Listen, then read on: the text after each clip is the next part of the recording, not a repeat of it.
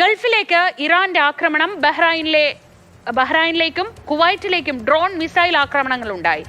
Gulf രാജ്യങ്ങളിലെ ആക്രമണം പ്രതിരോധിച്ചെന്ന് American സേന വിശദീകരിച്ചു. സുരേഷ് വെള്ളിമുറ്റം വിവരങ്ങളുമായി. സുരേഷ്, ഒരു ചെറിയ ഇടവേളയ്ക്ക് ശേഷം വീണ്ടും വലിയ ആക്രമണങ്ങളാണോ?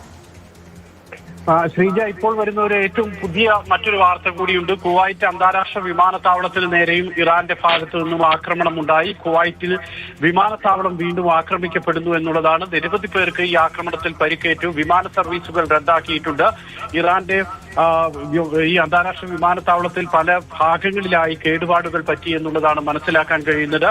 ഇപ്പോഴാണ് വിവരം പുറത്തുവിടുന്നത്. കുവൈറ്റ് വ്യോമസേന എല്ലാ സജ്ജീകരണങ്ങളും തയ്യാറാക്കി എന്നുള്ള വിവരങ്ങൾ കൂടി വരുന്നുണ്ട്. പരിക്കേറ്റവർക്ക് പ്രാഥമിക ചികിത്സ നൽകിയെന്നും കുവൈറ്റ് സ്ഥിരീകരിക്കുകയും ചെയ്യുന്നുണ്ട്.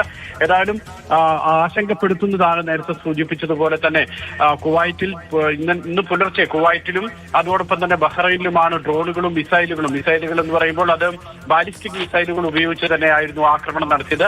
ആ ആക്രമണങ്ങൾക്ക് ശേഷമാണ് കുവൈറ്റ് അന്താരാഷ്ട്ര വിമാനത്താവളത്തിന് നേരെയും ആക്രമണം ഉണ്ടാകുന്നത്. ഈ ആക്രമണത്തിലാണ് വിമാനത്താവളത്തിന് കേടുപാടുകൾ പറ്റുന്നു. യാത്രക്കാരടക്കം ജീവനക്കാരടക്കമുള്ളവർക്ക് പരിക്കേറ്റു എന്ന് കുവൈറ്റ് സ്ഥിരീകരിക്കുകയും ചെയ്യുന്നത്. അതോടൊപ്പം തന്നെയാണ് ഈ ബഹ്റൈനിലേക്ക് പുലർച്ചെ ഉണ്ടായിരുന്നത്.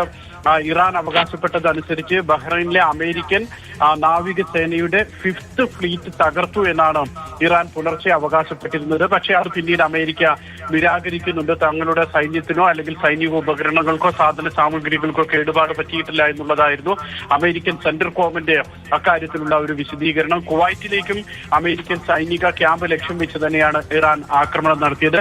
ഇങ്ങനെ രണ്ടിടത്തും കുവൈറ്റിലും ബഹ്റൈനിലും അമേരിക്കൻ സൈനിക ക്യാമ്പുകൾ ലക്ഷ്യം വെച്ച് ആക്രമണം നടത്തുന്നു. കുവൈറ്റിലാണെങ്കിൽ അന്താരാഷ്ട്ര വിമാനത്താവളത്തിന് നേരെയും ആക്രമണം ഉണ്ടാകുന്നത്. ശ്രീജ.